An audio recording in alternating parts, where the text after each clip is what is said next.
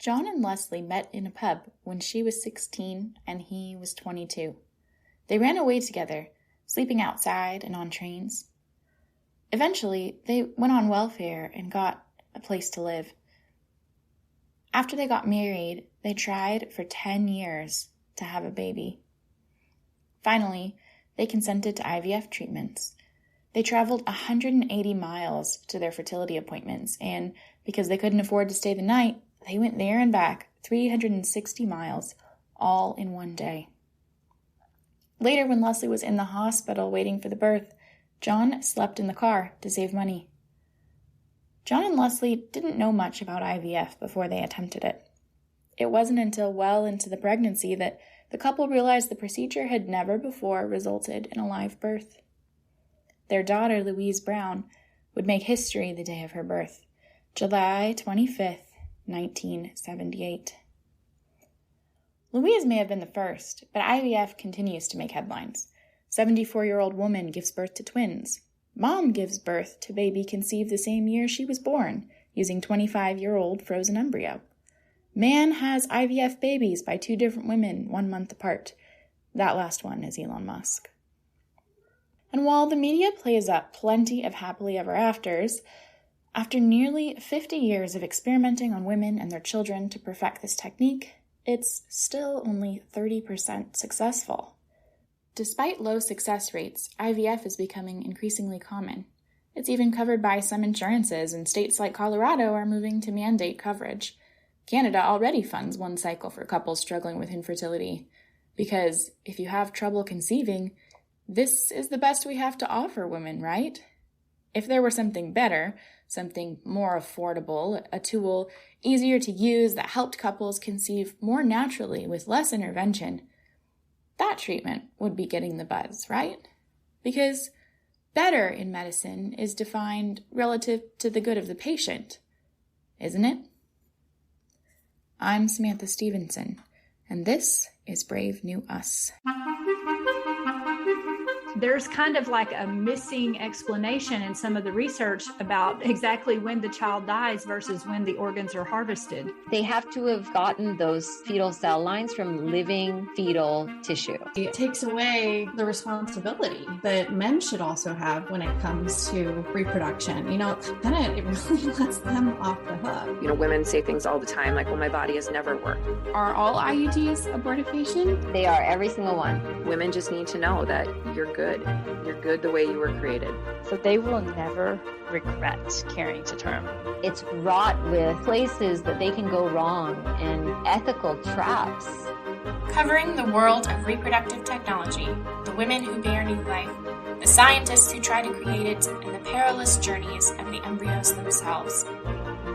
Welcome to Season 2 of Brave New Us.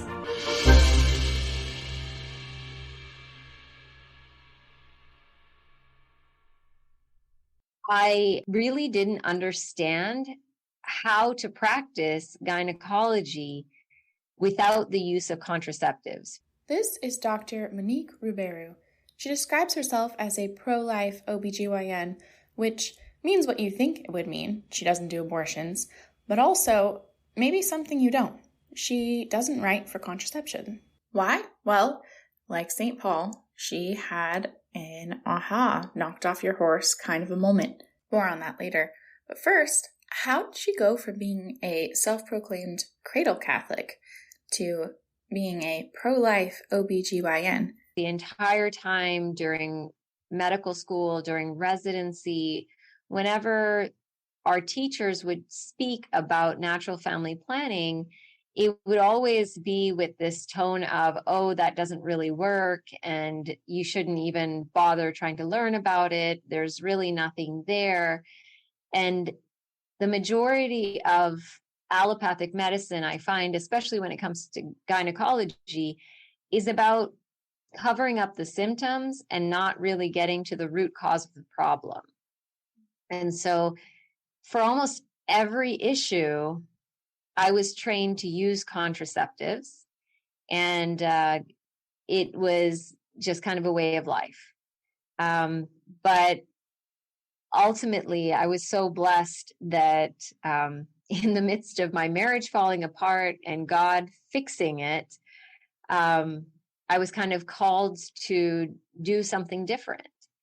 And it's been such a blessing for me to learn how to practice according to my faith in a way that really does address the root causes of everybody's GYN issues and doesn't cause any moral or ethical harm to these patients, and actually helps them to heal and to become just a more well-grounded and well-cared-for patient.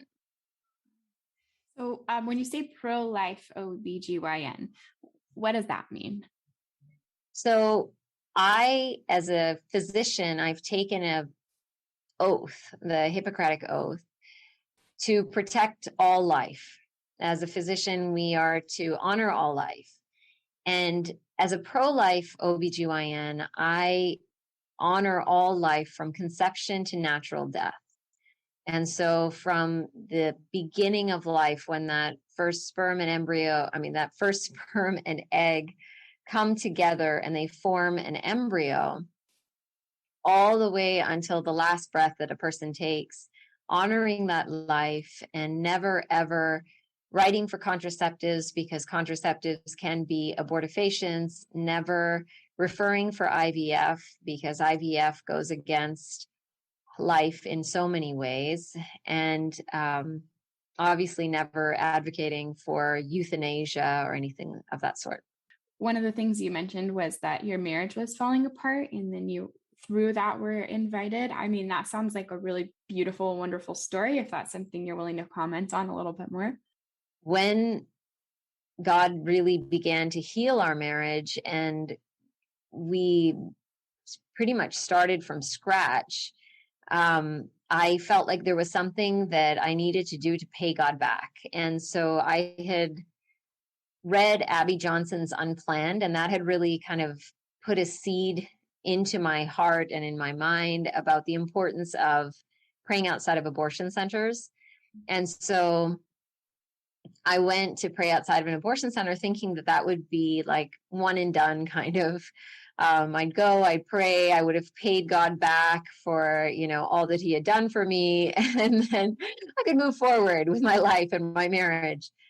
But God had other plans. And that day that I showed up was actually a very important providential day. The patriarch of the pro-life community in Philadelphia, who had started the Pro-Life Union and had started 2 crisis pregnancy homes, maternity homes, and was constantly like housing women with his own family of 12 kids and taking care of people and praying outside of every abortion center in Philadelphia and surrounding areas. That man had died the night before I showed up. And for years and years, he was the daily mass communicant. He had prayed that God would send a pro-life OBGYN to his town so that this person could start a Gianna Center. And so the day after he dies, his kids are out there taking his place on a Saturday morning, praying outside of the worst abortion center in Pennsylvania, I would say. And I show up and I stand on the sidewalk and I'm saying the rosary with all of them. And then I really feel like I need to step off the sidewalk and start talking to people because I'm here as an OBGYN, I'm supposed to be a pro-life OBGYN. And so I started talking to people, and one lady actually chose life. And that was everybody was celebrating and it was awesome. And I thought, hey, wait, isn't this what happens always? People come out, they pray, and then people choose life, and then we go home. I didn't quite get how monumental that was. This one life saved, how important that one life was, how that life would lead to hundreds and hundreds and hundreds of other lives, how that was really the beginning of a whole chain of lives. And by that mom choosing life, how that was just oh my gosh, such a great gift. And so then this guy, Patrick Stanton, came up to me and he was like, who are you and what do you do? And I said, I'm a pro-life OBGYN. And he was just dumbfounded. He was like, my pop sent you.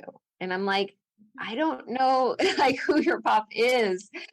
And then he was like, wow, this is great. So you're a pro-life OBGYN. So you'll come back and pray with us. And then you'll start a Gianna Center. And like, I thought I was a pro-life OBGYN, but I really wasn't at that time. I didn't even know what a Gianna Center was. I was still writing contraceptives.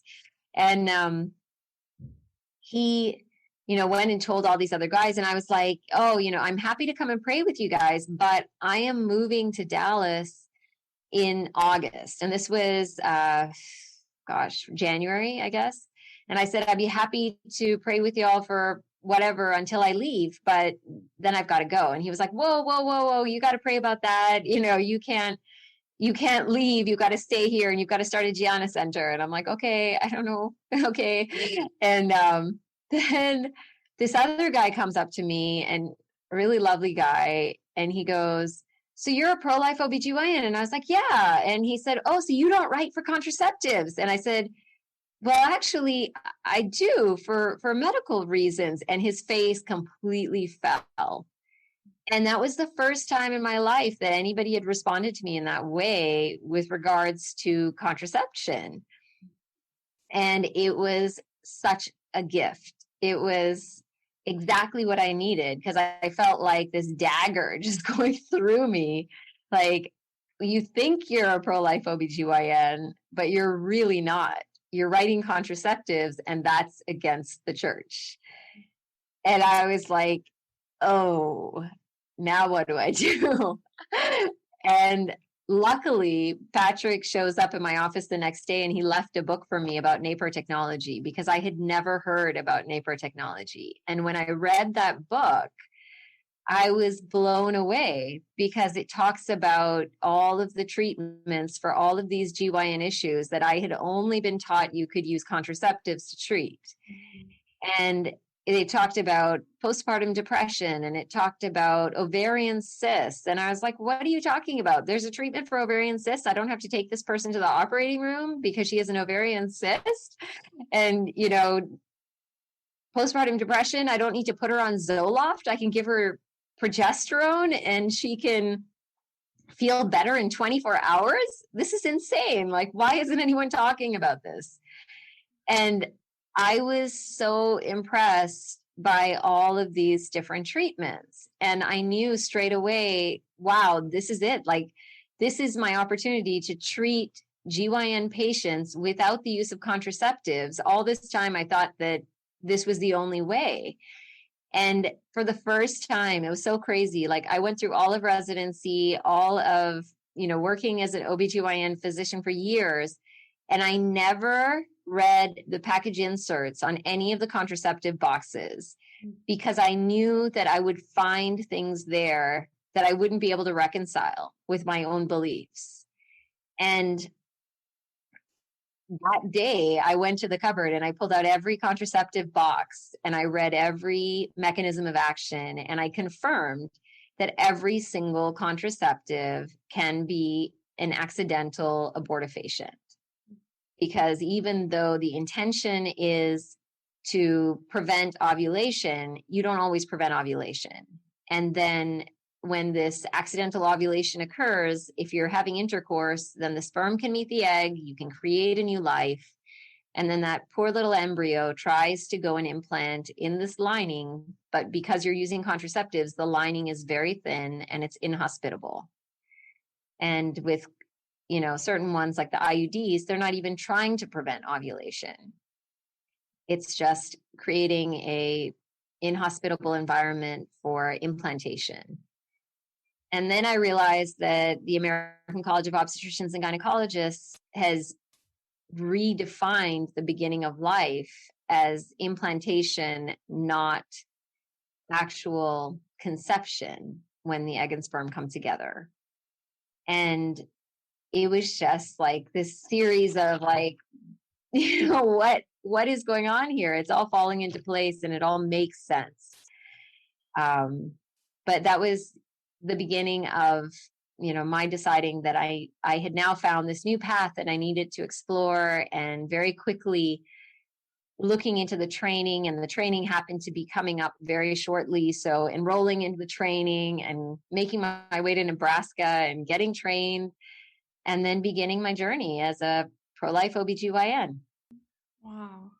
So what did it feel like going back to that moment when you opened up and you looked at those inserts and you realized what you had, I guess, feared all along or suspected all along? Like, how was that? How did you feel in that moment? I felt horrible for all of the people that I had written contraceptives for and placed IUDs for. I had so much regret over all of that. And I felt hopeful for all of the people that I would be able to offer something different to. Couple of follow-up questions. Are all IUDs abortifacient? They are, every single one. So there's several different kinds, right? There's basically two different kinds. So you have the IUDs that have progesterone in them, and then you have the IUDs that are copper IUDs. So the progesterone ones release a little bit of progesterone every day into the lining to thin the lining. And then that's what makes it inhospitable, because the lining is too thin for the baby to implant properly.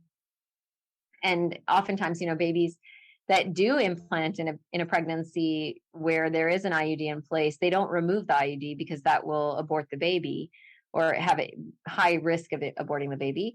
But that pregnancy is considered a high-risk pregnancy because they know that the lining isn't going to be that great for that child. The copper IUDs are every day releasing a little bit of copper into the lining, not suppressing ovulation one bit. And that is definitely to, make the lining inhospitable.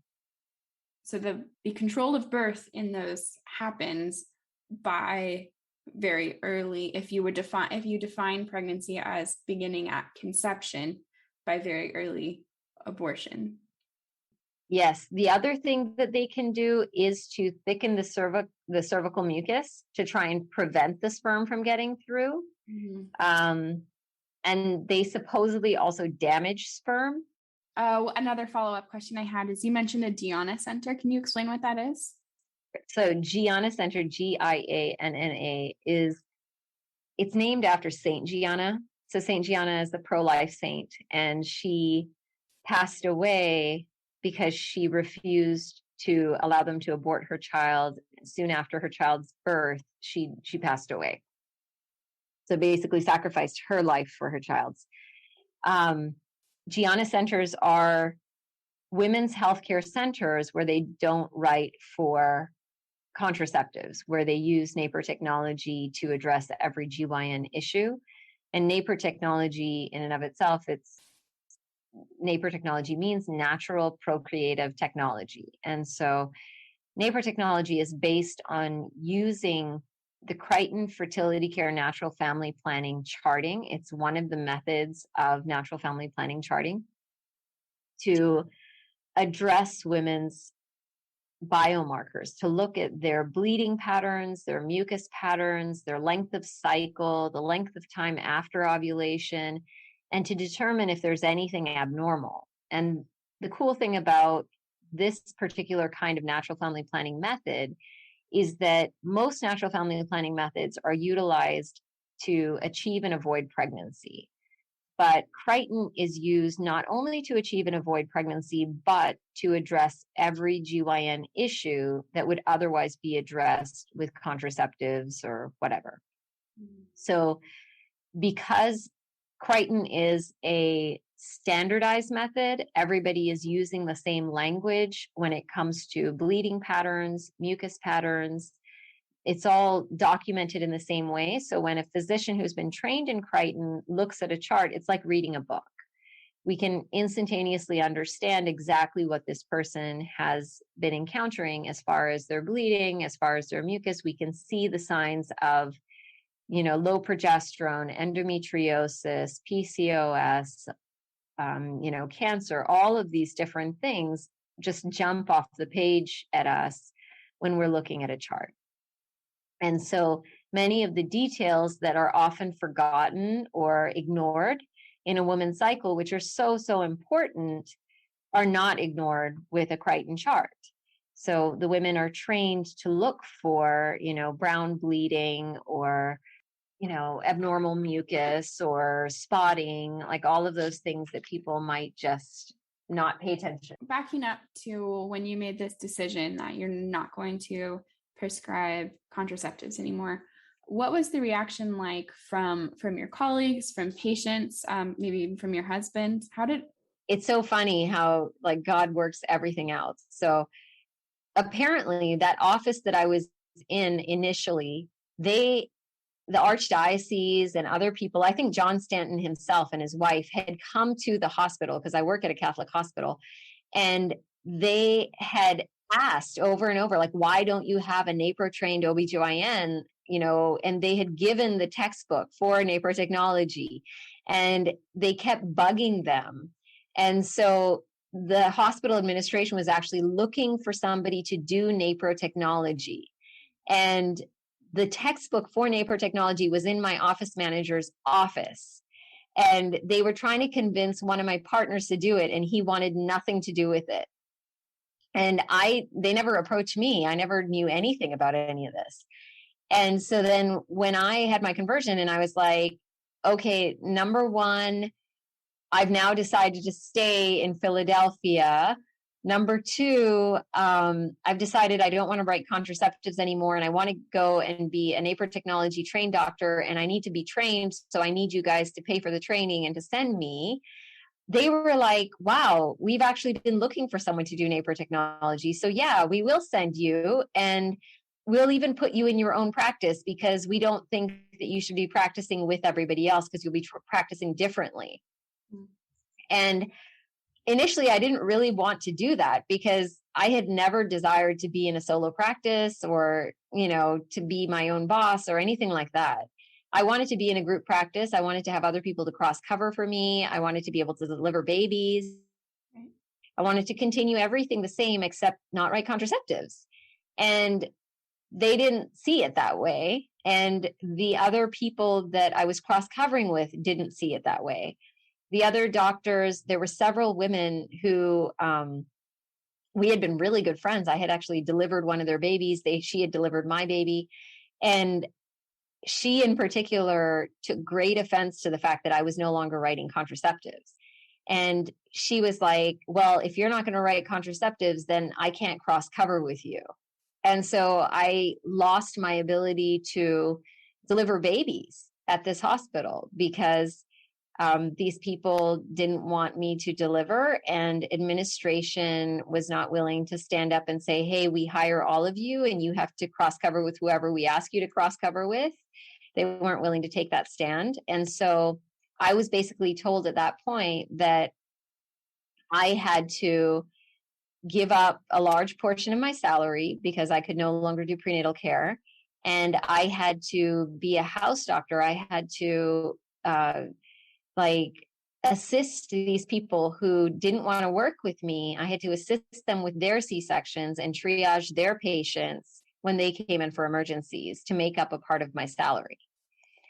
And so I was very angry for a very long time. And then finally I realized that anger doesn't sit well with me, and that I felt horrible being angry and, being in the operating room opposite these people and completely ignoring them while I was operating with them and talking to everyone else in the room just didn't feel good. And then I came to the point that I asked God, I said, I can't love them. I can't like them even right now, but I need you to love them through me.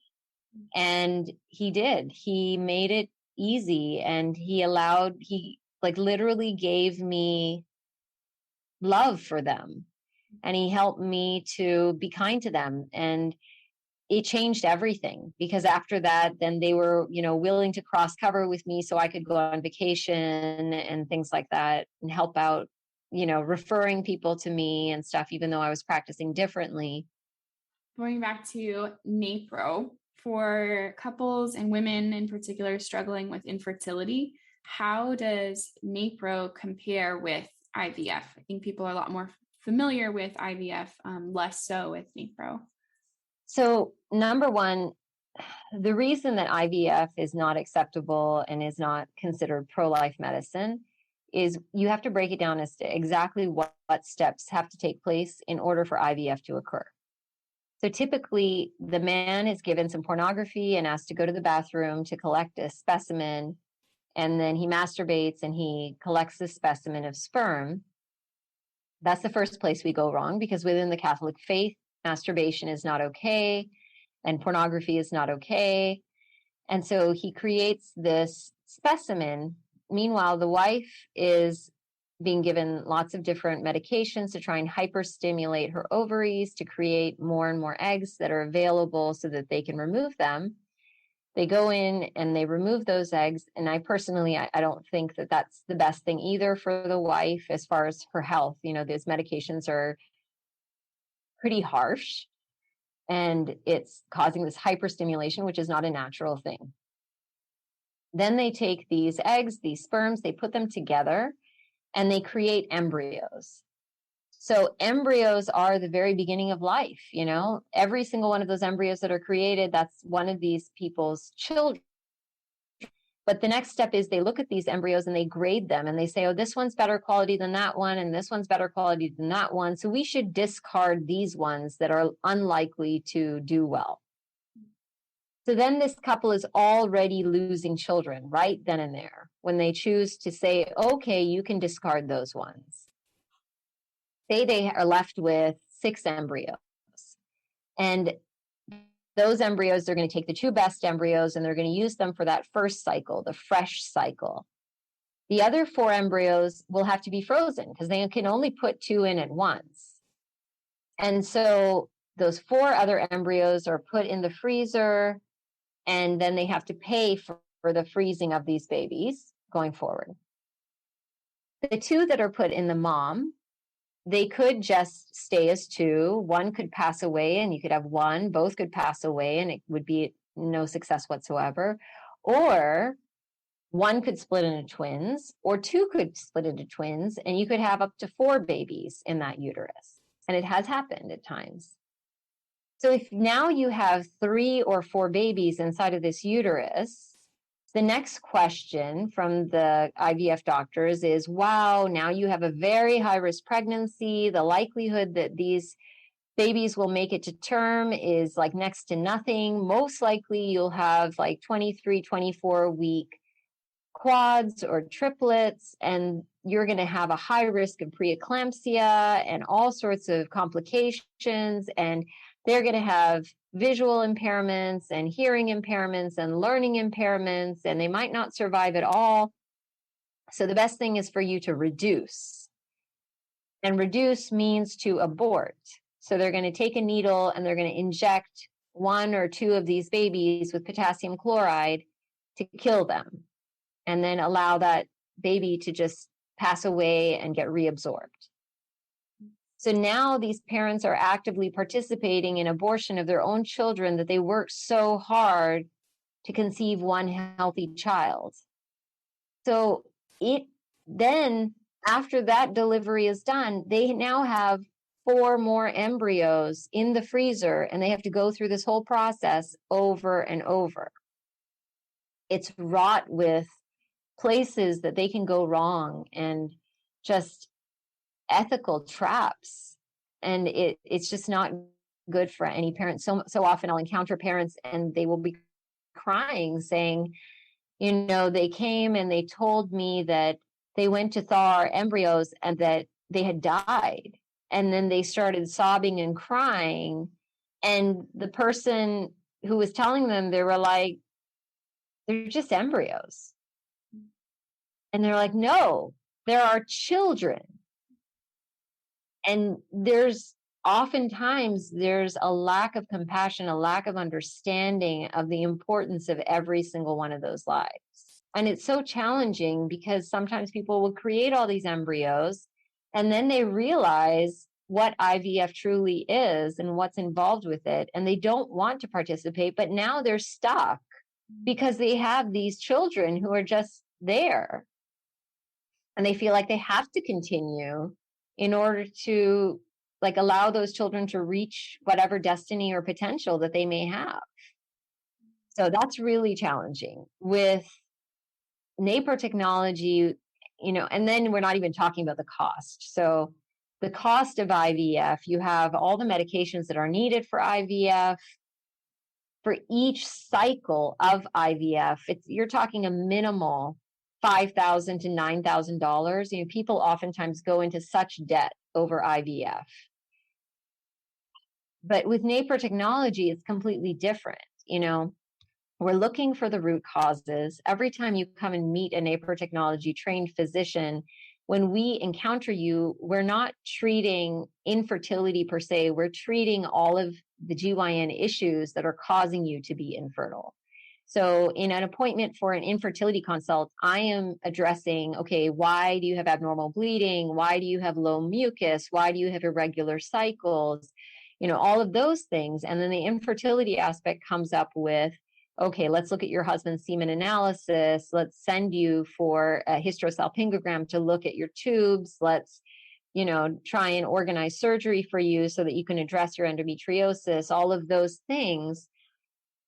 But the majority of it would be covered by insurance, whereas IVF treatments are not for the majority of people. And then when it comes time to actually conceiving the pregnancies, you're much more likely to end up with the singleton pregnancy, not a twin or a triplet or a quadruplet, just because you're having natural conception. So the risk of the pregnancy is far lower.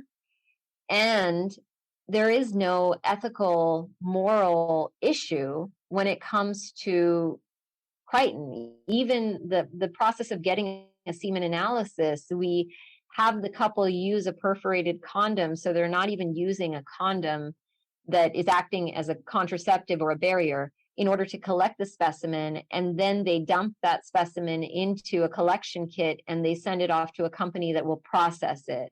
And we get back the semen analysis. So there's no ethical or moral issue whatsoever when it comes to infertility treatments having to do with NaPro technology.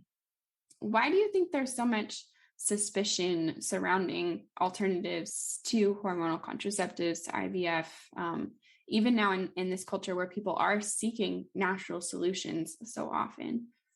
I think a part of it is people feel comfortable with what is readily available and has been taught to them. And everywhere you turn, when you look on the TV, when you listen to talk shows, when you talk to 99% of all physicians, the only thing they have to offer is contraceptives. And so I can't tell you the number of people who come to me who are like, I've seen 5 different doctors for PCOS and they've all only offered me contraceptives. You know, there's never any other alternative. And it's just not taught. I think the beginnings of it were probably, you know, it was during a time when there was very much friendship between the drug companies and physicians, right? There was a lot of kickbacks and bonuses for prescribing things and writing things. And so it probably began in that way. You know, this was a brand new pill. If you write this pill, you're going to get a lot of, you know, things back from it. And it helps women and it's great and it gives more independence and it all sounds great, right? But now it's more just like monkey see, monkey do. So this is what everybody has been taught for years and years and years and years and years. And this is what they'll continue to teach until other people stand up and they're like, no, we can teach something better. And that's where I think integrative medicine has really kind of stepped up. You know, people looking for the root causes of things and addressing thyroid issues and doing full thyroid panels and, you know, looking for the root causes of hormonal dysfunction and the gut issues and all of those things to really help people heal rather than just to cover up symptoms. What do you wish people knew about NaPro? I wish people knew that, number one, it works. Number two, it's very inexpensive. Number three, it is readily available. So even if there aren't that many of us who are offering it, there are many ways to access it. So like I'm here in Philadelphia and I can treat anybody in all of Pennsylvania because I have a medical license for Pennsylvania. But I also have a coaching program where, although I can't write your prescription and I can't call in medication for you, I can lay out a plan for you based on what we know for exactly what testing you would need, exactly when you should do those tests, exactly how something should be treated, all of those things. And then you can partner with another physician in your area or with telemed physician, which, right now we're working on collaborations for that. And you can access all of this care no matter where you live in the United States or even internationally. And so it's the amount of money that people pour into IVF. It's such a small fraction. Like even with my Fertility Solved course that I do, I created this course. And it's like a 6-module course so that people can really begin to understand what is normal, what is abnormal, how do you address it, all for fertility. And what are the treatments and how can you, look at all of these tests and what do they mean? And all of these things are in there. All of these things are readily available, readily accessible for all of the individuals who need it. But it's just a matter of, getting the word out there and helping people to understand that it works, that it's viable, that it's different, it's natural, and it honors people. Could you share some clinical examples of NaPro at work? One that comes to mind straight away, there was a lady who had multiple miscarriages. And I remember in residency encountering lots of patients and in practice as well before NaPro, encountering lots of people that had recurrent miscarriages. And it was always such a challenge because I felt like I didn't have much to offer them. Typically if someone has had 3 or more miscarriages, then you can do the recurrent miscarriage panel and you can look for clotting disorders for them. And then if they have clotting disorders, you can put them on medication that will thin the blood and help them to hold on to those pregnancies. But because in typical GYN medicine, we're not looking for other causes, we never addressed any of those causes. So this person comes to me and she's telling me, hey, I've been to these infertility doctors and I have no problems conceiving, but I keep miscarrying these babies and I don't know what to do because they tell me it's unexplained. And I firmly believe that there is no such thing as unexplained infertility. There's always a reason. You just have to be willing to look hard enough to find that reason and then address it. And it may not always work because there may be more reasons that we don't even know about, that we don't know how to address. But there are a lot of reasons that once we find them, we can address them, and that really improves outcomes for people. So in her case, she had been told that everything was perfect, everything was fine. We did her full workup, and it turned out that she actually had a mild clotting disorder. She had a thyroid dysfunction. She had low progesterone. She had low estrogen. And once we addressed all of that, she once again conceived, and then she ended up delivering a beautiful full-term baby, just absolute gorgeous child. And I was so blessed to be able to actually visit her the day after and hold the child. And it was just such a gift. And we, prayed her all the way through that pregnancy. It was just all God's intercession and his gift to her. But if it wasn't for NaPro and it wasn't for us having the ability to look for these things and find those root causes, she would have probably been on her 5th and 6th miscarriage at this point.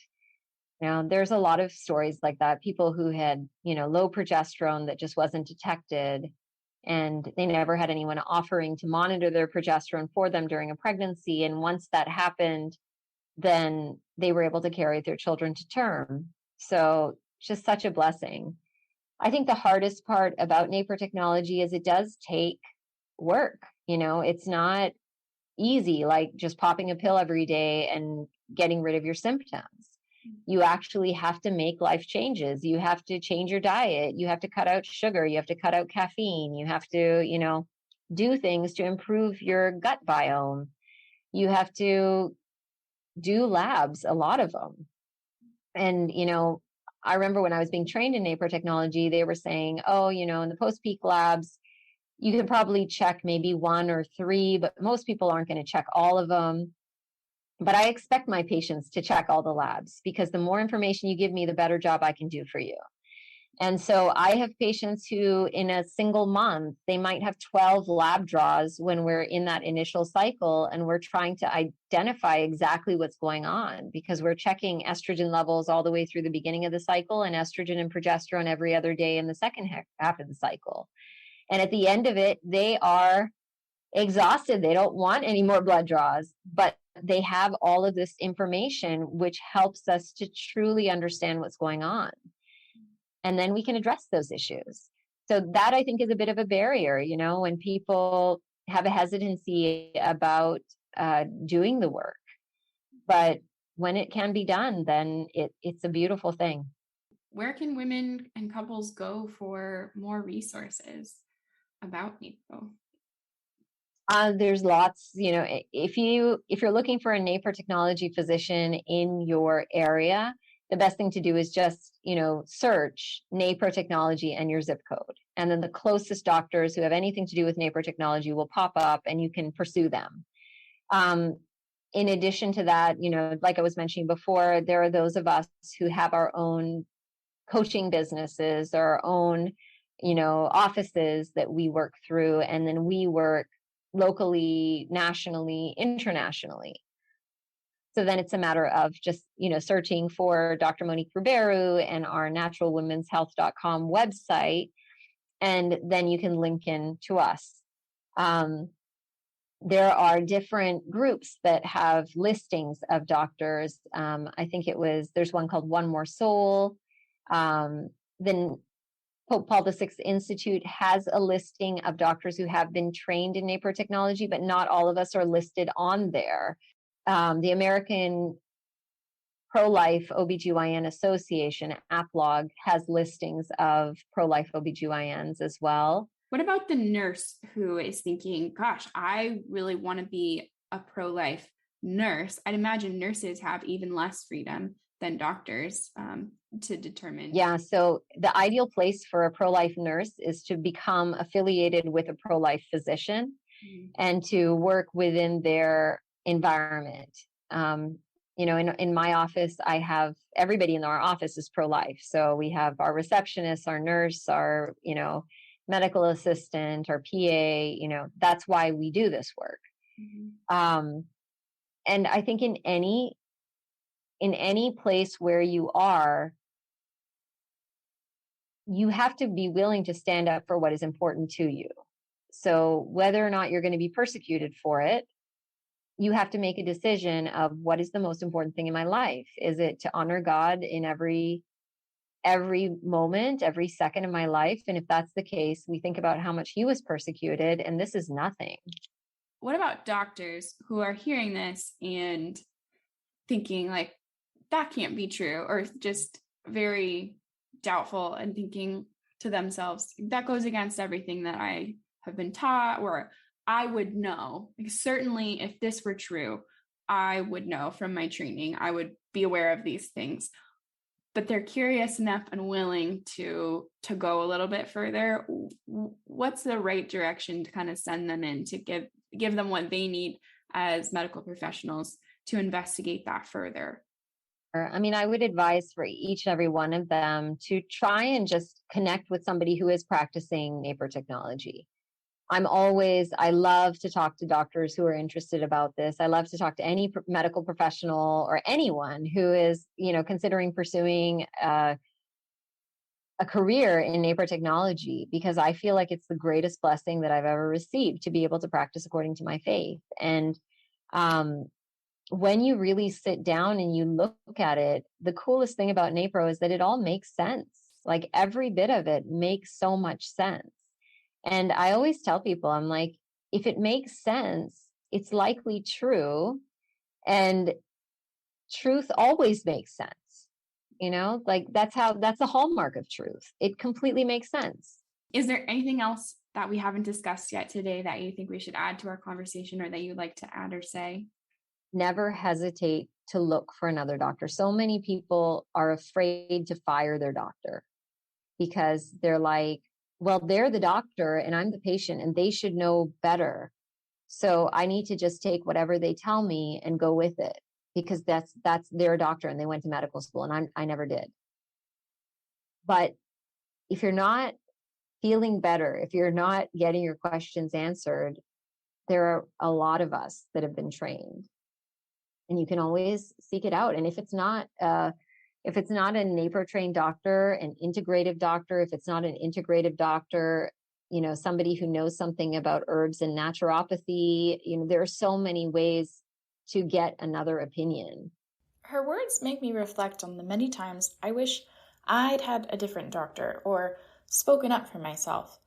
Like when my first OB told me what a joke the Catholic Church was while examining my cervix. Or when the attending on duty told me, "We know without a doubt you are not in labor," before sending me home, a decision that ultimately resulted in my husband missing the birth of our son.